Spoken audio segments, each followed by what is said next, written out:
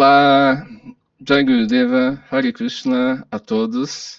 Estamos no Sábio Diálogos. Eu sou o Jai Vrindavana e este outro que está do meu lado é o Prito. Eu estou em Curitiba e agora, nesse momento, ele está em São Paulo. Como está aí, Prito? Olá, Jai, tudo bem com você? Espero que você esteja bem, espero que todos os ouvintes também estejam bem nesse início desse projeto dos Sábios Diálogos. E Jai, já que a gente está iniciando esse novo projeto, né, gostaria de relatar um pouquinho da minha história com você, se você me permite. Claro.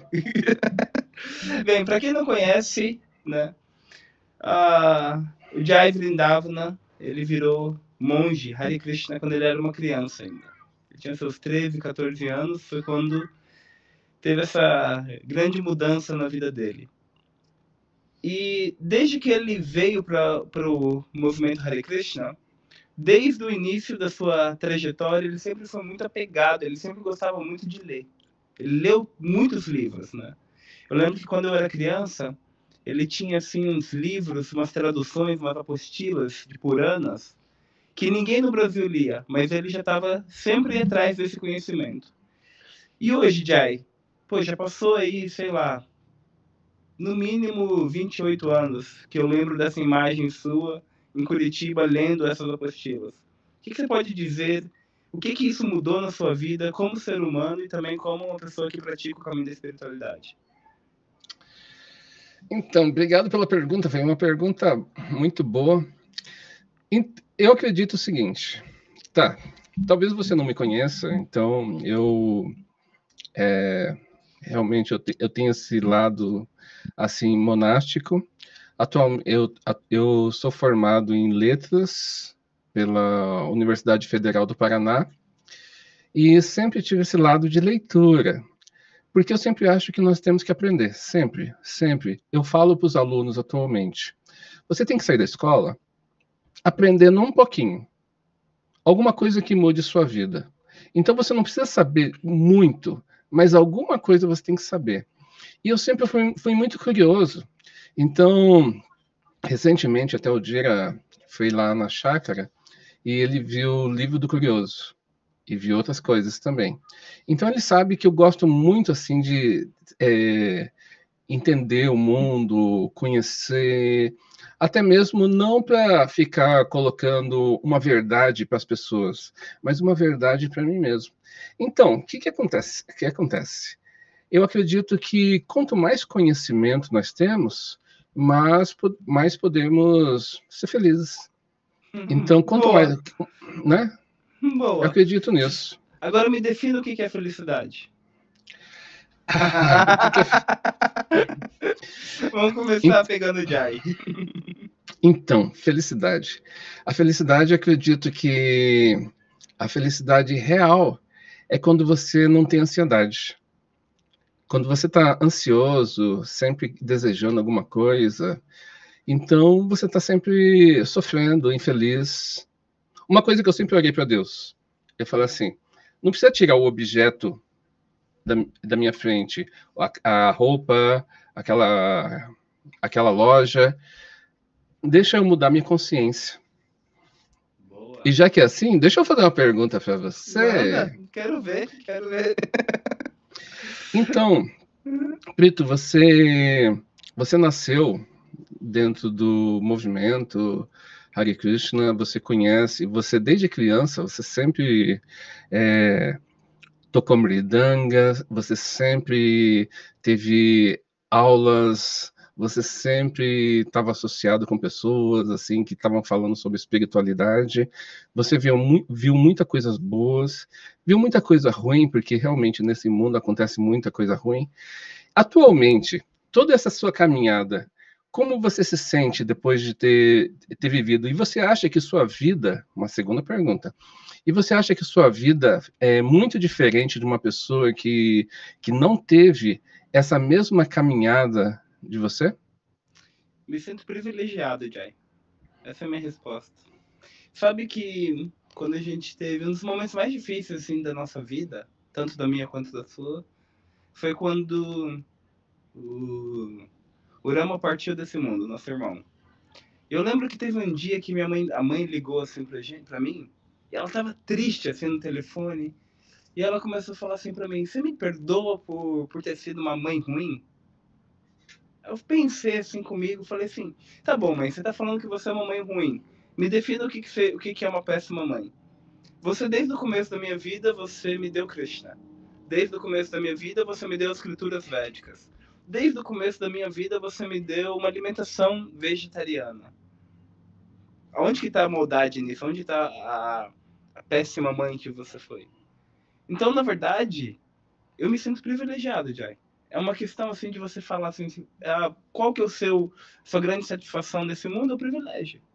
Por quê? Porque depois de muitos anos, hoje com 33 anos de idade, a gente consegue olhar e falar assim, a gente consegue exatamente começar a extrair aqueles pontos que eu escutava, principalmente quando as pessoas davam aulas, né? Estavam dando uma aula do Bhagavad Gita e falavam assim, o devoto ele tem que ser um paramahansa, ele tem que tirar o néctar, né, da onde não existe, ele tem que tirar coisas boas. Então é assim que eu me vejo. Se eu posso falar se eu gostaria que tivesse sido diferente, detalhes. Talvez detalhes, entende?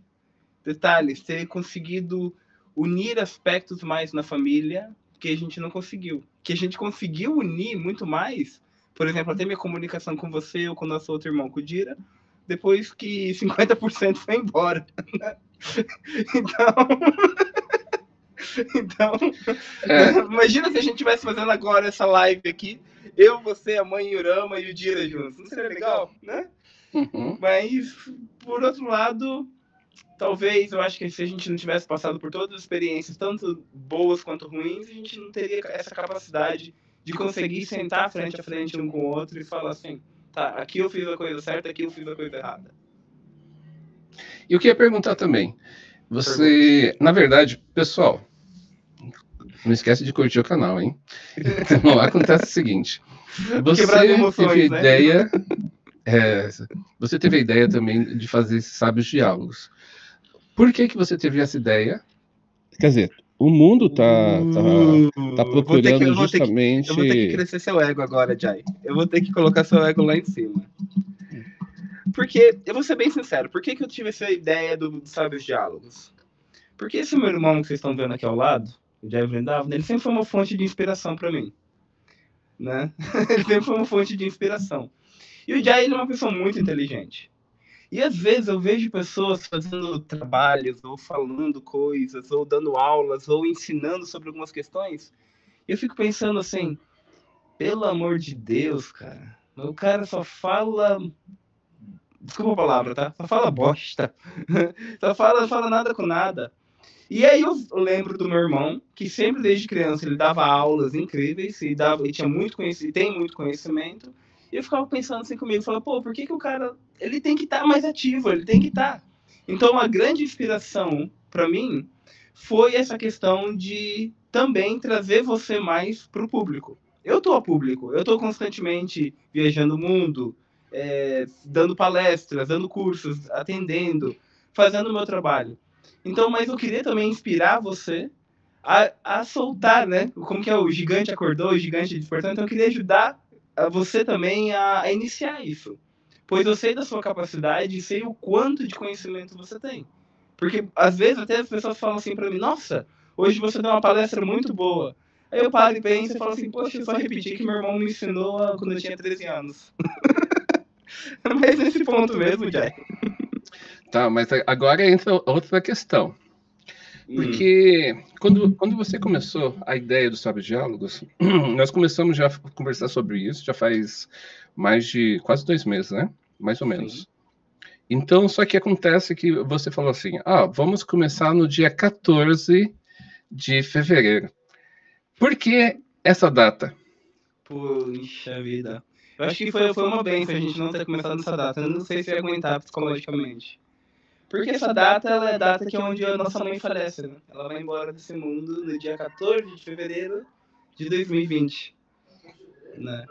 E então isso ajuda muito também a gente a refletir, a pensar e raciocinar sobre as coisas boas que minha mãe trouxe na vida. Então, naturalmente, isso ajuda esse trabalho também. Mais pela questão da mãe em si. Então, eu queria comentar com vocês que foi. Não vou dar muitos detalhes, até mesmo por questão de tempo, mas aconteceu que eu e minha mãe sempre tivemos desejo de ir para a Índia. Eu tive a oportunidade de ir para a Índia várias vezes. Esse outro vive na Índia, diferente, né? Eu vou para a Índia e ele vive lá. São dois verbos diferentes. E aconteceu que nós planejamos assim, falou assim, vamos levar a mãe para a Índia. Então ele fez de tudo para ver a passagem, ver visto, etc. E eu, o único dever que eu tinha é de acompanhar ela, cuidar dela, etc. Então, aí logo ela não em vida não chegou na Índia, resumindo bastante. Depois, se ele quiser entrar nos detalhes. E eu tive mais ou menos um mês cuidando da minha mãe, assim, e sinceramente, assim, isso mudou muito minha forma de pensar, porque a mãe, ela, ela,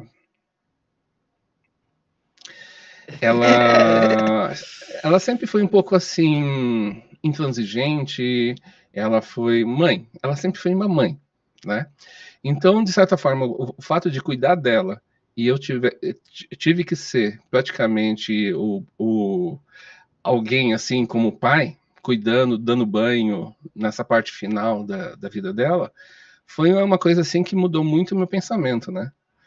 Então, é por isso que nós começamos no dia 14. Então, Vitor, vamos avançar? Mudando de assunto, né? Mudando de assunto um pouquinho? Mas sabe que essa questão da mãe também não ter ido pra Índia foi uma coisa que mexeu muito comigo, né? Porque tem uma história que aconteceu, Jai, que foi uma coisa muito doida.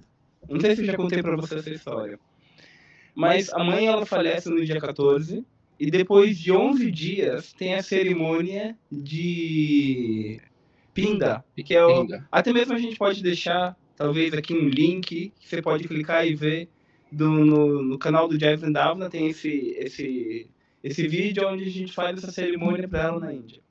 Então, no dia que ela realmente falece, ela vem partir desse mundo e tal, e eu tava na Índia, né? E um amigo meu, né? Sri Krishna, amigo, né? Ele levou as cinzas da mãe do Brasil para a Índia. E eu tinha que ir até o aeroporto de Delhi para buscar essas cinzas, exatamente no 10º dia, no dia seguinte seria a cerimônia dela, de colocar as cinzas dela no Yamuna. E aconteceu uma coisa muito louca, assim, porque eu agendei o táxi, expliquei pro taxista, você vai me levar até Delhi, chegar até Delhi, eu vou esperar essa pessoa vir, ele vai trazer essa caixa para mim, e a gente pega e volta. E eu não tinha contado para ninguém, Jai. Não tinha contado para ninguém. Ninguém que eu tava indo a Delhi buscar as cinzas da minha mãe. Tô no táxi, tô a caminho de Delhi. E nisso eram umas 2 da manhã ou 3 da manhã, era de madrugada. Eu tava meio dormindo e acordado, naquela coisa de viagem de madrugada, né? São da distância de Vrindavan, Delhi, 3 horas. E aí, nesse caminho, nesse trajeto, a minha esposa, ela me liga. E ela tava na Rússia. E ela tava me ligando, na Rússia seria em torno de 4 horas da manhã. E quando ela me liga, Jai, ela me liga e fala assim, você tá onde? Aí eu falei, tô no táxi. Indo pra onde? Falei, tô indo pra Delhi, agora. E o que você vai fazer em Delhi? Eu falei, por que você tá perguntando? Ela falou, não, desculpa, eu não expliquei o que aconteceu. É que eu acabei de ter um sonho com a tua mãe. E no meu sonho, ela apareceu pra mim e ela tava no Keshigata. E eu tava andando pelo Keshigata e eu encontrava com a tua mãe lá. E eu falava assim, oi, você é a mãe do Prito, você é a mãe do meu futuro esposo. Na época a mãe não chegaram a se conhecer. E também de questão de idioma, então eu acho que elas nunca conversaram, assim, acho que no máximo se olharam, né? E nisso a minha esposa, ela fala assim pra minha mãe, falou assim, o que você tá fazendo aqui no Keshigata? Você partiu. E a mãe, ela fala pra ela, fala assim, na verdade eu não parti ainda. Amanhã o preto vai chegar aqui com as minhas cinzas e ele vai colocar no rio Yamuna. E a partir do momento que ele colocar no rio Yamuna, eu vou poder ir embora. E aí a Savit me liga, nesse momento, minha esposa, ela me liga, contando isso, Jai. E quando ela me conta, eu paro e fico assim, eu falei pra ela falou, eu falei, exatamente isso que tá acontecendo, eu tô indo agora em Delhi buscar as cinzas do meu pai, porque amanhã vai ser a Sua mãe. cerimônia da minha mãe, né? Desculpa, eu falei meu pai? Falou, pai. Nossa, eu puxei essa, hein? Amanhã eu vou estar jogando as cinzas da minha mãe no Rio Yamuna, vai ter a cerimônia. E é isso, né? E só, a questão é a sincronicidade. Então, por exemplo, às vezes a gente pode falar assim, a mãe não foi em vida Índia, né? Mas tenho certeza absoluta que realmente ela estava lá. E durante a cerimônia, uma coisa muito engraçada que aconteceu, que durante a cerimônia que a gente estava fazendo com a mãe, vários cachorros começaram a aparecer. Vários. E começaram a ficar em volta da cerimônia. Então tava acontecendo o Yag, tava acontecendo tudo e ficou assim, 6 cachorros próximos, olhando, né? E aí quando terminou, quando eu coloquei as cinzas da mãe, eles foram embora. Foi outra coisa que aconteceu também, que foi muito esquisito, assim. Eles apareceram, ficaram durante todo o período, até tem uma foto famosa que eu tô colocando as cinzas e você vê o cachorro parar, um dos cachorros com a patinha, assim, olhando, com aquela cara de curiosidade. Então, bem, era isso, né? Mas essa que era a ideia também do dia 14, né? Um dos propósitos do dia 14 era exatamente isso, era ser uma homenagem a ela, a questão da vida dela, a questão do trabalho dela com o caminho espiritual, a questão da devoção dela a Krishna, a forma como ela educou e criou os filhos. É isso. Né? Foi por isso que acho que esse sábio diálogo acontece. Então, para você que não conheceu minha mãe, onde minha mãe morava, acontecia que crescia tulsi. Às vezes, sabe onde é um local que tem cimento, etc. Às vezes tinha um rachadinho. E acontecia que as tulsi começavam a crescer ali. Então, ela sempre teve muita tulsi. Infelizmente, eu não tenho essa sorte assim para cuidar de tulsi. Talvez porque moro no sul, etc. Moro num apartamento. Já tentei algumas vezes e ainda não tive essa oportunidade. E engraçado que a tulsi brotava. Você ia comentar alguma coisa? E para quem não conhece, tulsi ela é uma plantinha sagrada na Índia, que ela é conhecida como Vishnu Bhakti Pratidevi, né? Ela é a devota mais querida do Senhor Vishnu, do Senhor Krishna. Uhum. E é dito que Tulasi ela só se manifesta onde Bhakti é manifestado. Então, onde tem amor por Deus, ela nasce. E ela nasce assim de locais assim que você pode nem imaginar, né? Por exemplo, agora recentemente, uma amiga minha que mora em Dubai, ela mora de frente para a praia de Dubai, Jai. E uma das praias, né? E Tulasi Devi começou a nascer na areia, na areia da praia, na casa dela. E ela ela pensou assim, falou assim, nossa, mas isso é complicado, porque Tulasi, Dubai, 50 graus, tá crescendo, e tá crescendo muito, assim, ela mandou vídeos para mim, fotos, que é isso, né? Tulasi, ela nasce realmente onde tem Bhakti, né? Então, se a pessoa tem um pouquinho de devoção a Deus, nasce. E não nasce Tulasi na sua casa, Jai? O que tá acontecendo, hein? Cadê sua Bhakti? Não tem muita Bhakti. Não tem muita Bhakti? Não tenho muita Bhakti. Estou tentando, estou no processo. Então, uma coisa que eu acredito que é importante para poder manter a Bhakti, então, que no caso, minha mãe, ela sempre fazia, ela sempre mantinha os cronogramas dela diários, que nós vamos chamar de, por exemplo, de adorar as deidades. Ela tinha as deidades pessoais, todo dia ela fazia um banho, ela ficava cantando japa, 20 voltas, 30, quanto que ela podia. Ela não andava muito por questão de saúde, né? A questão de saúde não deixava muito ela ficar andando. Então é interessante que eu tenho alguns áudios ainda que ela ficava lendo o Bhagavad Gita. E a questão é, você conhece o Bhagavad Gita? Você que está assistindo, sabe o que é o Bhagavad Gita? Qual que é a importância desse livro? Então, logicamente, que aqui no Sábios Diálogos, nós vamos comentar muito sobre isso. Então, talvez a gente pode deixar para outro momento, explicar bem o que é Bhagavad Gita, mas se você quiser dar uma pincelada sobre o Bhagavad Gita, etc., para o pessoal poder entender o que é os Sábios Diálogos e qual que é a nossa proposta.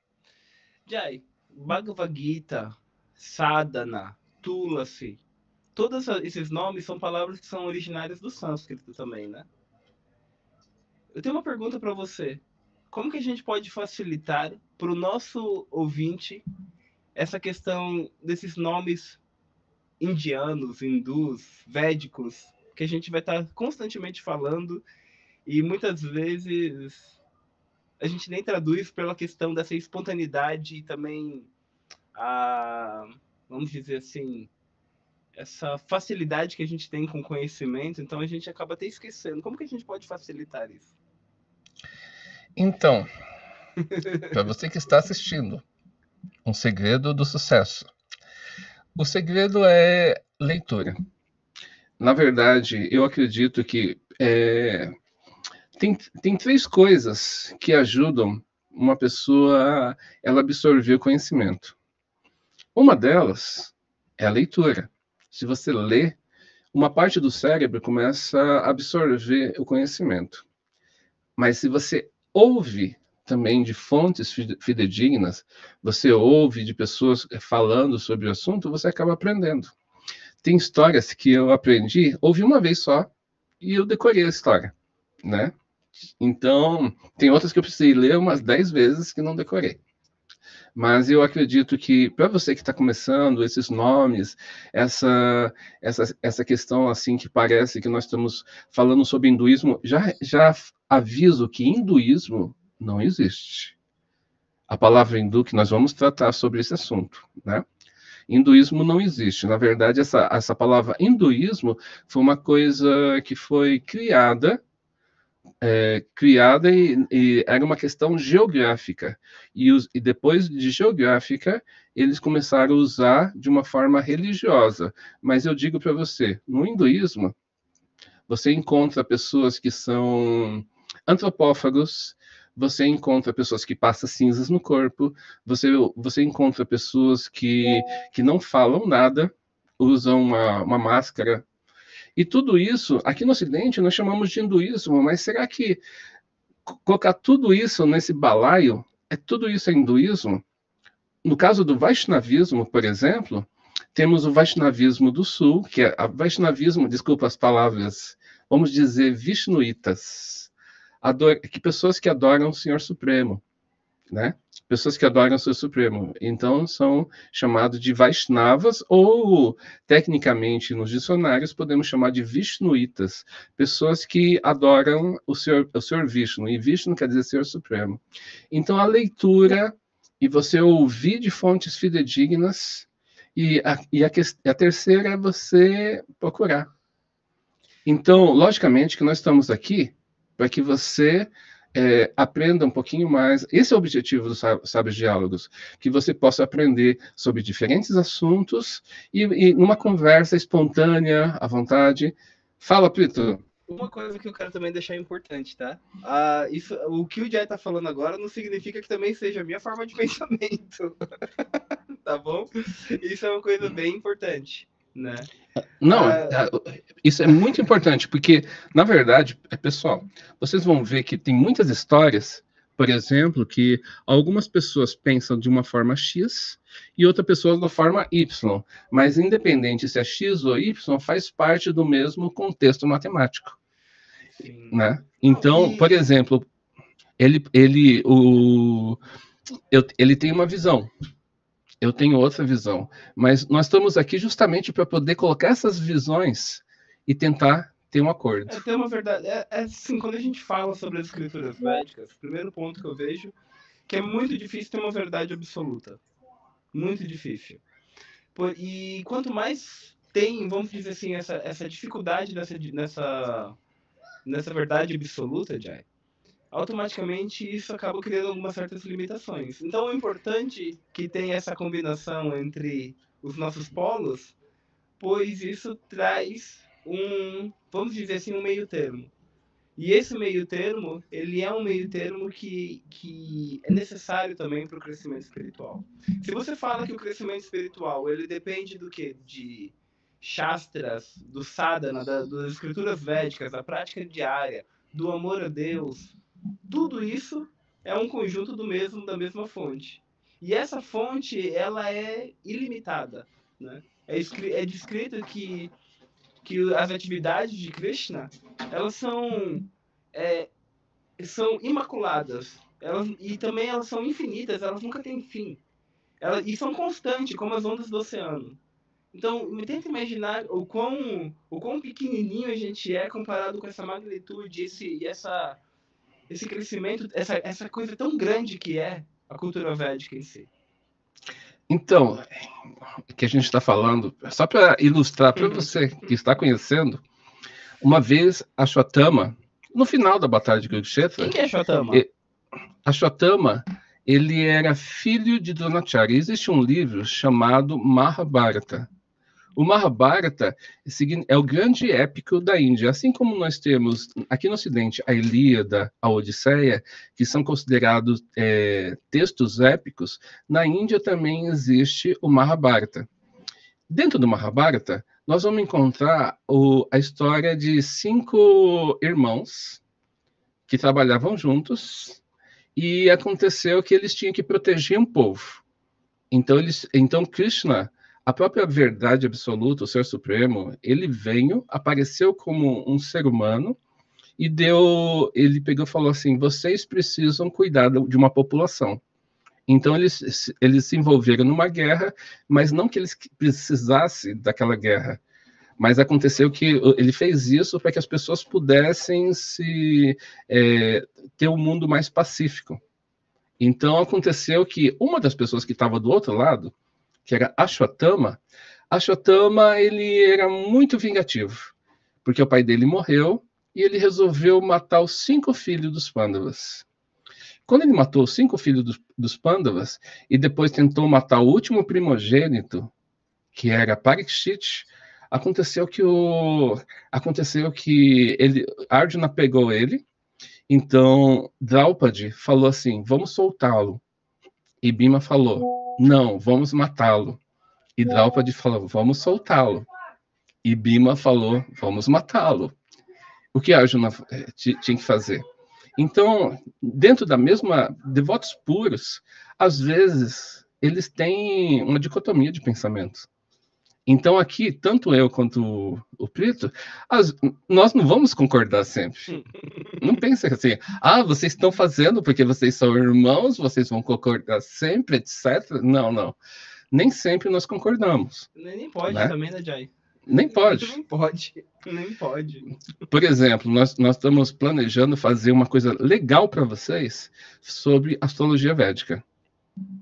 E nesse ponto sobre astrologia, provavelmente eu vou ser do contra, para poder até exemplificar, para que ele possa pegar e discorrer sobre algum assunto. Então, é justamente para que você tire suas dúvidas aí e depois você tire suas próprias conclusões, que você possa aprender. E você fala assim: poxa, existe esse lado, existe esse. Então você vai decidir qual lado você quer, ou o caminho do meio. Tá de boa. Tamo junto. Tamo junto. Bem, essa é a proposta, uma das propostas do Sábio Diálogos. Né? Outra das propostas também é com essa questão de desenvolver cursos, palestras, seminários voltados a questões védicas também. Né?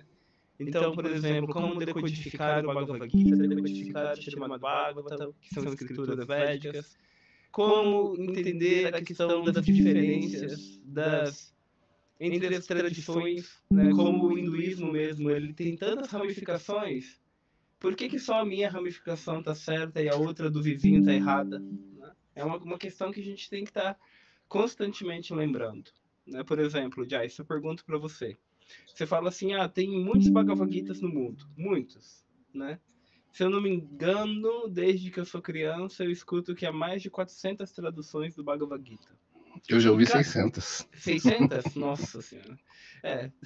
Então tem mais de 600 traduções do Bhagavad Gita. Mas eu escutava muito assim que só essa é fidedigna, só essa que é fidedigna. O que você pensa sobre isso, Jai?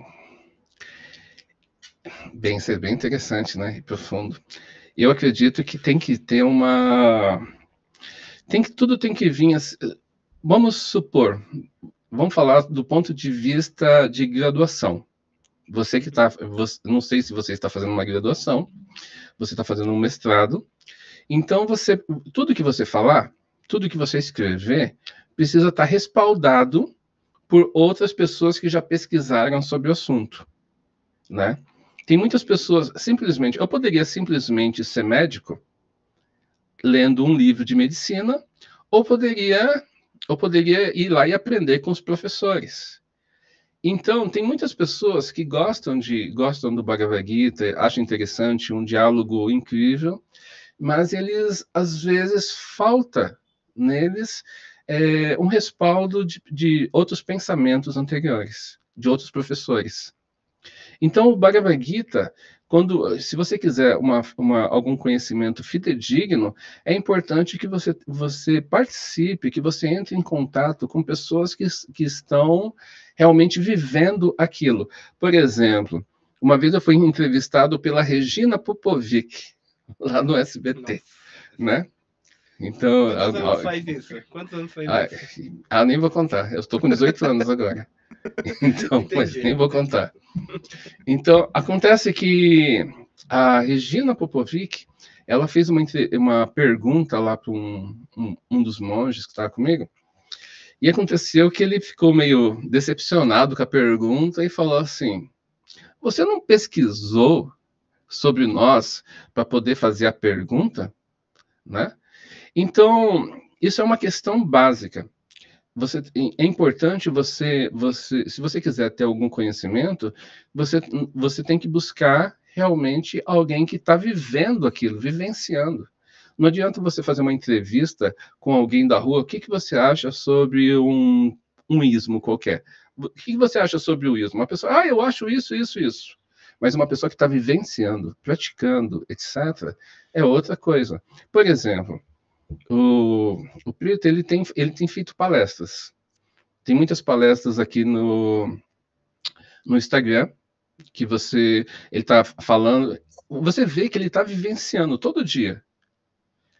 Quando você faz um mapa astrológico, por exemplo, eu que já vi ele fazendo um mapa astrológico, ele conversa com a pessoa e fala assim: poxa, você tem que evitar de se intoxicar, isso está prejudicando sua mente. Tem algumas pessoas que podem estar atrapalhando na sua vida do ponto de vista espiritual, você tem que procurar pessoas que possam te ajudar, etc. Então, ele faz essa reflexão, você percebe que ele está vivenciando essa prática. Então, alguém buscar uma pessoa. Tem várias pessoas no mundo que têm opinião, muitas pessoas. Mas às vezes a pessoa tem opinião e ela sai, assim que terminou, ela vai no bar e começa a beber, começa a fazer outras coisas, etc. Então é importante que a pessoa ela procure realmente um mestre, ela procure alguém que esteja vivenciando. O que você pensa sobre isso? Sabe uma coisa que me vem na mente assim, Jai? Que, por exemplo, eu lembro que quando eu era criança, eu gostava muito de escutar uns bhajans de um grupo chamado Agrawal, né? E o Agrawal, ele cantava assim, um estilo de bhajan que eu gostava muito, né? E aí uma vez eu fui fazer uma pesquisa sobre ele, né, que é um grande cantor indiano que cantava umas melodias muito bonitas, e eu descobri que sempre depois do show ele saía para tomar vinho. E aquilo gerou uma coisa assim dentro de mim, que eu falava assim: poxa, mas se uma pessoa ele quer dar algo e ao mesmo tempo ele tem um certo condicionamento, ele significa que ele tem uma limitação com ele, com a mente dele. E se ele tem essa limitação com ele, com a mente dele, o que faz com que isso seja, o que ele está dando, seja realmente válido para mim? Só que aí, depois, com o passar dos anos, eu comecei a descobrir e comecei a ver na Índia, por exemplo, coisas assim que a gente fala assim, poxa, mas isso desafia muito a mente. Por exemplo, tem histórias na Índia de gurus, né, que, que, que ele queria ver como que o discípulo estava rendido ao que o guru estava ensinando. Aí o guru estava andando assim com o discípulo e tinha um cachorro morto no chão. Aí o guru ele olha assim para aquele cachorro assim e fala assim, coma. Aí o discípulo olha e fala assim, ai credo, que nojo, meu Deus, como que eu vou fazer isso? E ele não segue a palavra do guru. Aí a pessoa que está atrás do guru, que é um outro discípulo, ele pega e vai até o cachorro e começa a comer o cachorro. E quando ele vê, o cachorro tem um gosto de amrita, tem um gosto de néctar.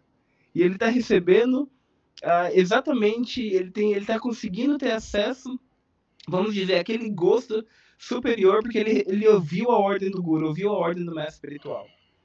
Então, uma das coisas assim, que eu tenho mais dificuldade dentro do meu caminho espiritual é conseguir entender essas diferenças. Porque, por exemplo, muitas vezes eu acredito que o que é certo é aquilo que está dentro daquele conceito, de você falar que aquele conceito, aquele devoto perfeito, aquela pessoa perfeita, aquela característica perfeita. Mas, muitas vezes, o imperfeito, ele também tem um aspecto que te protege. Vou dar um outro exemplo para você, Jai. Um exemplo não tão nojento. Mais uma vez, Srila Prabhupada, ele gostava muito de ir a Varshana, e lá em Varshana ele gostava de se encontrar com um Baba chamado Ramana Das Babaji. E Ramana Das Babaji, ele morava dentro de uma caverna e ninguém tinha acesso a ele. E Prabhupada tinha acesso a ele. Então, uma vez, Prabhupada ele levou consigo todos os seus discípulos brancos. Então, foi Achyutananda, Brahmananda, Kirtanananda, entre outros, né? Gargamuni. Eu escutei essa história diretamente de Gargamuni, um discípulo de Prabhupada, que estava lá no dia. E aí ele contou que Prabhupada ele entrou nessa caverna para conversar com o Ramana Das Babaji. E ele ficou lá das 10 da manhã às 10 da noite. E tudo que você conseguia ouvir de longe era gargalhadas. Prabhupada ria. E ele passou o dia inteiro lá dentro. Quando o Prabhupada ele sai, tá todos os discípulos sentados do lado de fora esperando, e o Prabhupada sai super feliz, super alegre, assim, radiante. E o Prabhupada olha para os discípulos e fala, Chalo, let's go. Né? E aí todo mundo vem, entra no carro e estão voltando para Vrindavana. E nisso todo mundo ficou intrigado com o Prabhupada. E o Prabhupada estava super radiante. E aí ele pegou e falou assim para... Uma pessoa perguntou para o Prabhupada. Falou, Prabhupada, como que foi seu encontro com o Baba? Nossa, foi incrível meu encontro com ele. A gente conversou. Ele me relembrou muitas coisas lindas sobre Srimati Radharani. Ele me falou muitas coisas, muitas realizações pessoais deles. E os discípulos de Prabhupada ficaram olhando assim para o Prabhupada e falaram assim, poxa, mas por que você nos preveniu, você não nos deixou ter o acesso dele, por que você bloqueou o nosso acesso a ele? Aí ele falou assim, escuta só, esse Baba, ele mora nessa caverna há muitos anos. E ele é tão rendido a Srimati Radharani, que até mesmo quando ele está com fome, ela cria uma forma de mandar alimentos para ele. Eu mesmo estava lá dentro e eu comi uma Mahaprasada que veio do templo, que ela enviou para ele. E ele está 24 horas por dia absorto nos nomes de Srimati Radharani. Ele está constantemente só pensando em Krishna e em Srimati Radharani. Porém, todo momento ele está fumando bindi, que é um cigarro indiano. E ele não para de fumar. E se vocês tivessem tido a associação dele, vocês teriam visto essa questão dele fumar, vocês iam julgar ele.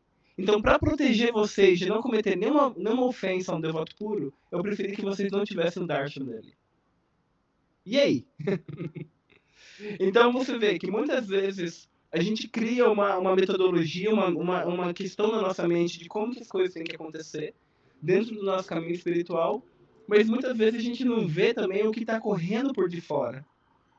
Por exemplo, nessa história do guru com o discípulo, que ele fala, come o cachorro, e o discípulo não come, ele de uma certa forma, ele foi contra a ordem do Guru, ele foi contra a ordem do mestre espiritual.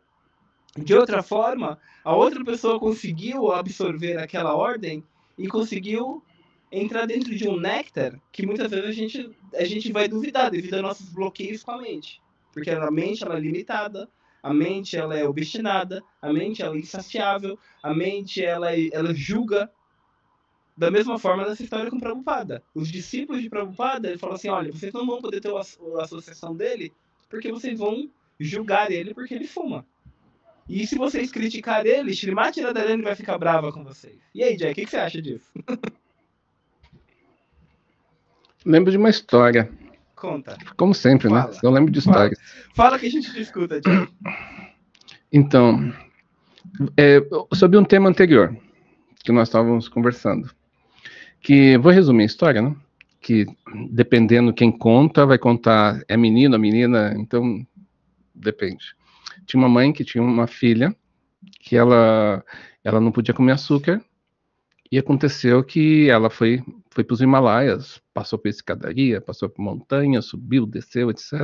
Chegou na frente do mestre e perguntou: mestre, você poderia falar com a minha filha para parar de comer açúcar? E o mestre falou: volte daqui a um mês. Aí, depois de um mês, ela voltou e falou assim: poxa vida, ele não falou nada, mas vou ter que voltar daqui a um mês, né? Foi difícil. Um mês depois, ela voltou e aconteceu que ela falou: lembra de mim? Eu tinha pedido para que você falasse para minha filha parar de comer açúcar. E o mestre pegou e falou assim para a menina: pare de comer açúcar. Ué? Passou um mês, você não poderia ter dito no mês passado, tive que passar tanta dificuldade para chegar até aqui. Aí aconteceu que o mestre falou assim, ó, primeiro, eu tinha que parar de comer açúcar, para depois falar para tua filha parar de comer açúcar. Então, acontece que o exemplo é muito importante. Então, o mestre, para quem não conhece, tem um mestre do passado que ele viveu na época de Chaitanya Mahaprabhu, chamado Rupa Goswami. E Rupa Goswami, ele tem um livro, ele escreveu em folhas de bananeira, chamado Pandashamrita. Então a questão é, o que é o mestre? E ele responde. Ele fala, Vacho vegan, manosakro da vegan, jirod vegan, daropasta vegan. Aí você fala assim, não estou entendendo nada, explica. Ele fala assim que o mestre é aquele que, Vacho, ele tem controle nas palavras. Vacho vegan, manasa, controle da mente. Krodha, ele tem controle da ira, né? Krodha vegan, Jihwa, vegan, e ele fala, e os órgãos genitais? Do estômago ele tem controle. E os órgãos genitais. Isso, estômago e órgãos genitais. Essa pessoa é qualificada para fazer discípulos em todo o mundo. É uma pessoa que tem o autocontrole. Então, eu acredito assim, que temos que primeiro pesquisar quem é o mestre. Temos que pesquisar, temos que entrar assim em contato, estudar, se aproximar de pessoas que já tiveram o mesmo processo, porque no mundo, então deixando claro para você que está assistindo, tem vários gurus, vários mestres, mas nem todos são mestres. Então, primeira coisa, você tem que pesquisar se ele é fidedigno. A partir do momento que é fidedigno, aí eu entro no ponto que você falou. Realmente tem que seguir o que o mestre fala. Tem Então, que seguir. Mas nesse verso mesmo de Rupa Goswami, ele termina falando Sarva Apimam Pritiviksha Shisha. Ele fala que uma pessoa que tem o controle é capaz de instruir, né? Claro, o Srila Prabhupada ele traduz como ter discípulos, mas na verdade Shisha significa uma instrução verbal. A palavra Shishya, né? Essas duas conotações, ela é uma instrução verbal. E o guru, ele pode ensinar através do exemplo, ele pode ensinar através das palavras, ele pode ensinar através do olhar, ele pode ensinar através das ações, como ele também ele pode ensinar através de um aspecto neutro. Por isso que, por exemplo, no Srimad Bhagavatam, no 11º canto do Srimad Bhagavatam, Krishna, ele fala para Uddhava, Acharya Maya Shrestam, que o Guru, ele é aquela pessoa que tem a minha natureza, a minha qualidade. Então, quando ele fala que o Guru, ele tem a minha natureza, a minha qualidade, isso também pode ser bem divergente. Eu vou dar um exemplo para você. Recentemente, eu participei de um evento que foi a inauguração do templo de Ayodhya, no templo de Rama, que foi um momento histórico para a Índia. Foi uma coisa assim, vamos dizer assim, foi uma questão assim de... Tem uma parte histórica desse evento e tem uma parte também, vamos dizer assim, de vitória, né? Pelo hinduísmo, pelo Vaishnavismo, por Shri Ram, que é uma encarnação de Deus, ter vindo na Terra e não ter um templo em sua homenagem. E lá, Jai, tinha dois públicos, vamos dizer assim, tinha dois públicos lá. Tinha um público que era gurus, sadhus, Vaishnavas, mestres, mentores espirituais. E existia um outro público que era pessoas muito ricas, milionárias, atores de Hollywood, de Bollywood, desculpa, atores, atrizes. Eu lembro que assim, eu estava perto de Guruji, indo tomar o darshan, e na nossa frente estava a terceira mulher mais rica da Índia, né? Então, assim, tinham os dois públicos ali espremidos, né, para poder ter o darshan de Shri Ram pela primeira vez, de Ramalala, criança de Rama. E eu vi muitos gurus lá, muitos. Quando eu falo que eu vi muitos gurus, no mínimo, no ambiente deveria ter 5.000 gurus lá presente. E esses gurus, Jai, cada um deles tem um tipo de realização diferente com Krishna. Cada um tem uma forma de se expressar com Krishna. Por exemplo, nesse mesmo verso, Vachovigamana Sakru Davegam, né, de Rupa Goswami, é um verso polêmico. Porque ele fala que o guru ele tem esse padrão. Mas esse padrão também pode ser conectado com a visão que ele tem sobre o guru. E se a gente for puxar a visão dele, como do que ele tem sobre o guru, e a gente vê o guru dele, que é Chaitanya Mahaprabhu ele tem dois lados. Ele tem aquele lado que é a suprema personalidade de Deus encarnada na Terra, como ele também tem um lado que você pode falar que é uma pessoa, um epilético. Uma pessoa com epilepsia, uma pessoa que tem uma natureza diferente. Algumas pessoas podem chamar ele de maluco, de louco. E isso eu tô falando dentro da Índia mesmo, tá? Pessoas dentro da Índia têm essa visão do guru de Rupa Goswami. Então, o que é o guru perfeito? Por exemplo, nesse evento mesmo lá em Ayodhya, eu vi diversos tipos de mestres. Tem um guru, atualmente na Índia, que, bem, como a gente está num podcast família, eu posso falar, o nome dele é Bageshwara Dhamma. Bageshwara Dhamma, ele tem 28 anos de idade. E ele se tornou uma das maiores referências atualmente hoje na Índia. Eu vi ele lá. O que ele faz? Ele senta assim num local que está lotado de discípulos, lotado de pessoas. Ele senta nesse local e aí ele fala assim, ó, na 23ª fileira tem uma pessoa lá que está com uma camisa azul, o nome dele é Jai Vrindavana. Jai Vrindavana, vem até aqui. Aí você levanta e vai até ele. Isso assim, no meio de 1 milhão de pessoas. Aí você senta assim no chão, ele pega um papel e vai escrevendo. Ele vai escrevendo tudo. Aí ele olha para você e fala assim, então, Jai Vrindavana, vamos começar aqui. Primeiro, você tem que tomar mais cuidado com os seus rins, tá? Segunda questão, o seu relacionamento com o Prito. Terceira questão são as questões com a sua mãe. Aí ele fala, ele realmente ele expõe você. E ele fala assim, e a solução do seu problema é você fazer isso aqui. E ele dá o remédio. Pode voltar pro seu lugar. Como que é isso? Entende? E aí ele tem essa natureza. E de um certo lado ele tem o seu jato privado. Vachovigamana, será que se aplica? Ele tem a sua alimentação privilegiada. Ele tem os seus hotéis 5 estrelas. Mas ele está fazendo um trabalho na Índia que ele está ajudando milhares de pessoas a se render a Rama, a se render a Hanuman, a cantar os nomes de Shri Rama. E aí? O que você me fala? Então, Eu não conheço ele nesse caso, né? Mas o que eu posso dizer é o seguinte, um exemplo que eu sempre ouvi.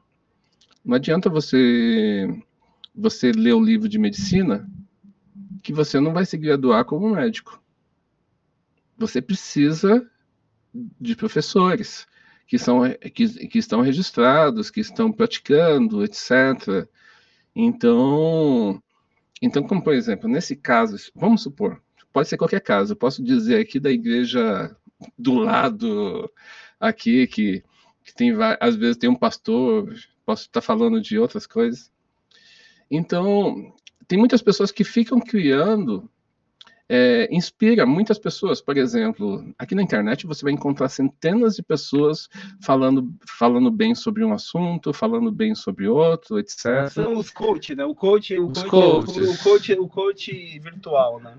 Que tem a resposta virtual a todos os seus problemas, mas vou embora no meu Corsinha 97. Exatamente, mas então eu acho que é importante a pessoa ver se ele está vivenciando isso de verdade, né? Quer dizer, você, pelo seu exemplo, então quer dizer que realmente ele está inspirando várias pessoas, isso é ótimo. Eu acredito que isso seja ótimo. Mas a questão também simplesmente não salvar somente, inspirar simplesmente a pessoa nesse plano, mas realmente tirar a pessoa desse plano. Então, quer dizer, a pessoa pode pegar e sair desse plano se realmente o mestre ele realmente faz a sua vida diferente, como eu falei da entrevista, né? Não adianta pegar e entrevistar qualquer pessoa.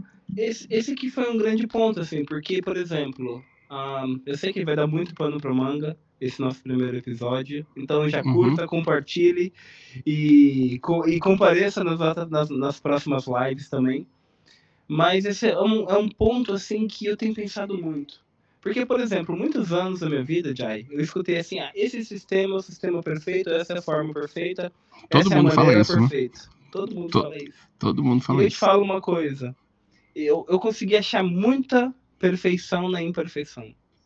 Exatamente onde tem um aspecto que a gente fala assim, é imperfeito, mas eu consegui encontrar perfeição.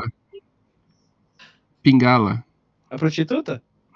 Isso, do 12º canto do Bárbaro, que ela estava vendo diferentes situações e tirando um bom exemplo de cada coisa que ela via. Mas isso na verdade não foi ela, na verdade ela é um dos exemplos. Na verdade essa história é com Dattatreya. É a história de Dattatreya, né? Que ele vê os 27 gurus, né? Então ele dá o exemplo, por exemplo, da abelha, dá o exemplo do rio, dá o exemplo de Pingala. Pingala também. Que é um dos exemplos. Que é um dos exemplos que ele dá. Né? Sim. E, bem, eu acho... Será que a gente pode falar, então, que cada um tem o caminho que merece?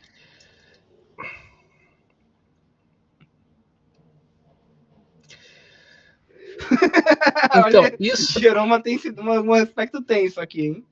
Gerou uma coisa tensa. Então, porque se a gente pensar assim, que cada um tem o que merece, né? Então, tem vários exemplos de pessoas que mereciam muito mais e ganharam muito menos, pessoas que ganhavam muito e não queria tanto. Então, depende de caso a caso, né? Depende de caso a caso, mas uma coisa que eu vejo, Jai, que no caminho do espiritual, não sei, eu por favor, me prove que eu tô errado, mas a questão que eu vejo é que não existe mais certo e errado. Vou dar um outro exemplo para você. Meu Guruji, Paramahansa Vishwananda. Ele é uma pessoa que ele é completamente, vamos dizer assim, diferente, ao mesmo tempo especial. Ele não segue um padrão de cores, ele não segue um estilo, ele não segue regras, mas ele está inspirando milhares de pessoas em volta do mundo a cantar os nomes de Deus. Ele consegue manifestar um amor a Deus dentro do coração da pessoa, que muitas vezes aquela pessoa... E muitas vezes a gente vê gurus que seguem ali a linha com muita rigidez, com muito fanatismo, com muita pressão dentro de si, mas que chega um ponto que a pessoa perde o gosto, perde o interesse. Então, minha pergunta é, pra gente terminar essa live de hoje, o que tá certo e o que tá errado? Existe o certo e o errado? Se a gente for olhar esse ponto de vista desse verso de Rupa Goswami que você menciona? Então, eu acredito que o certo e errado é só Krishna que pode dizer, né? Porque então por isso que eu acredito que nós temos que sempre ter o Bhagavad Gita assim como livro de cabeceira, porque nada melhor de falar sobre o mundo, sobre quem criou o mundo. Quem criou o mundo pode falar melhor sobre como, etc., como deve ser. Então eu acredito que não existe um caminho. Cada pessoa vai seguir de uma forma diferente, né? Mas se a pessoa ela pegar e entender Krishna e colocar Krishna na sua vida, lendo o Bhagavad Gita, lendo os versos, né? Lembrar que Krishna falou assim, o verso que a mãe falava, né? Ela sempre fala: eu sou o criador do mundo espirituais e materiais, tudo emana de Tudo mim. emana de mim. Ela, E sábios os me sábios que adoram sabem. com a sua inteligência. Então, eu acredito que se a gente quer entender o mundo e como sair dele, temos que conversar com a pessoa que criou esse mundo. A pessoa que. Então, a melhor coisa é nós falarmos sobre. Entendemos o Bhagavad Gita, entendemos outras literaturas, o Srimad Bhagavatam, né? Esse é o meu ponto de vista. Então, eu concordo com o seu ponto de vista, Jai. E concordo também com esse projeto dos Sábios Diálogos, porque eu acho que a gente vai conseguir trazer um aspecto de fazer os seres humanos pensar de uma forma diferente. Você sabe que a minha maior frustração dentro do movimento Hare Krishna, vamos falar aqui, que muitas vezes eu sentia que eu não podia pensar. E isso é uma coisa que me doía. Porque falar assim, olha, você não pode pensar. Você não pode pensar. É como ele é. Sabe quando foi a primeira vez que eu tive, assim, só pra terminar, quando eu tive um insight, assim, que mexeu comigo e foi forte? Foi quando eu vi o Will Smith segurando um Bhagavad Gita e ele falou assim, esse livro mudou a minha vida. E aí era um Bhagavad Gita de Paramahansa Yogananda. Aquilo, assim, pra mim, fiquei feliz, porque ele demonstrou uma felicidade que o Bhagavad Gita de Yogananda, mas ao mesmo tempo, naquela época, eu fiquei frustrado. Porque eu falei assim, por que ele não tá segurando como ele é, as it is? E aí, por muitos anos, eu ficava com esse julgamento. E eu não conseguia enxergar a coisa boa que tinha. E, claro, graças às bênçãos de Swami Vishwananda na minha vida, hoje eu consigo enxergar isso de uma forma completamente diferente. E é isso também uma das ideias dos Sábios Diálogos. Por isso que eu te chamei aqui, para a gente entrar nessa rota de colisão e trazer essas ideias e ajudar também a comunidade Vaishnava, a comunidade hindu, a comunidade cristã, muçulmana e islâmica, a comunidade que seja, a conhecer mais sobre o caminho da espiritualidade e conhecer mais também sobre o nosso trabalho aqui nesse mundo. E não ter uma mente limitante. O que você acha? Você que está assistindo, não pense que na verdade você tem que vestir assim como ele citou, Vishwananda. Então, a visão, por exemplo, do meu guru é que não tem que colocar uma roupa indiana, mas temos que mudar a consciência. Você tem que ter uma consciência que você mude o jeito de pensar. Então não é uma roupa indiana que vai fazer, não é uma música indiana, mas é fazer todo tipo de música para Krishna, para Deus. Todo tipo de roupa você pode usar para Deus, né? Tudo você pode utilizar. Então eu acredito que vamos ter muita conversa. Vamos ter muita conversa. Eu queria comentar com vocês que estão assistindo. É muito importante para o nosso canal, que, se você está assistindo, que você curta, que você comente, que você, caso você compartilhe compartilhe, que nós vamos conversar sobre muitas outras coisas. Caso você queira ajudar de alguma forma com o nosso canal, tem aqui um QR Code. Um QR Code que você pode pegar e contribuir quanto você quiser, 50 centavos é sempre bem-vindo, né? Pensa grande. Fala 50 mil reais. Tá bom, se alguém quiser doar R$1.000, aqui é muito bem-vindo. Prometo para vocês que não iremos gastar com besteira. Não. Sempre vai ser canalizado para Krishna. E acontece que queremos que você também deixe perguntas, deixe comentários. Por exemplo, o Plito comentou sobre alguma coisa assim, lá sobre o começo dele. Comenta sobre isso. O que você acha? O que você pensa sobre isso? Aí ele comentou assim sobre o fato de eu fazer leitura, etc. O que você pensa sobre isso?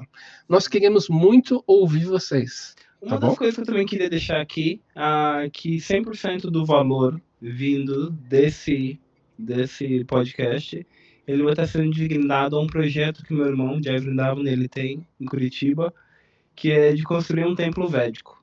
Então o espaço já tem, as deidades já tem, roupa já tem, tudo já tem, mas ainda falta a estrutura física. Então, quem quiser compartilhar com esse templo védico é muito bem-vindo. Eu sei que ele não vai querer falar porque ele é uma pessoa tímida, mas eu falo por ele, tá bom? E também, por favor, não esqueça de seguir o nosso Instagram, a Sábios Diálogos, no Insta. E qualquer dúvida, hoje foi o primeiro episódio, então vai ter muitos erros e consertos durante a nossa trajetória, principalmente na questão de som, áudio, visual. A gente está estudando e tentando fazer o nosso melhor. Queria também deixar o nosso agradecimento ao Dira Krishna, que está por detrás das câmeras aqui, mandando mensagem para a gente e coordenando tudo.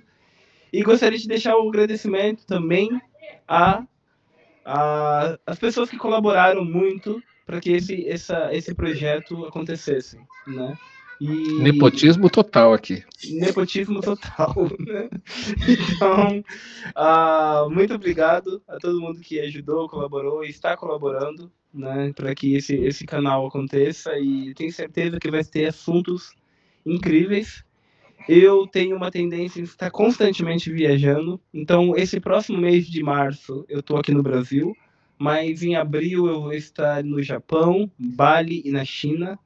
Aí em maio eu vou para a Rússia, em junho eu vou para a Alemanha, Itália, Bélgica, e agosto eu volto para a Alemanha, depois eu volto para a Índia e vou para os Estados Unidos em outubro novamente. Então minha vida ela é bem... Então não é sempre que vai ter o mesmo cenário, não é sempre que vai ter o mesmo background, nem sempre eu vou estar viajando com o microfone, às vezes eu acho que eu vou estar usando só um fone de ouvido, né? Então, mas interessante é o conteúdo em si, né? E em breve também queremos lançar esse podcast no Spotify, no podcast, no iTunes, no Deezer, para que vocês possam ouvir também no rádio, no caminho do trabalho, da maneira como for, tá bom?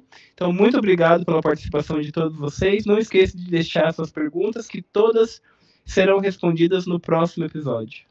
A maioria, pelo menos. A maioria, pelo menos, né, Jai? Jai Gurudeva. Muito obrigado a todos. Hare Krishna, Jai Gurudev. Haribol.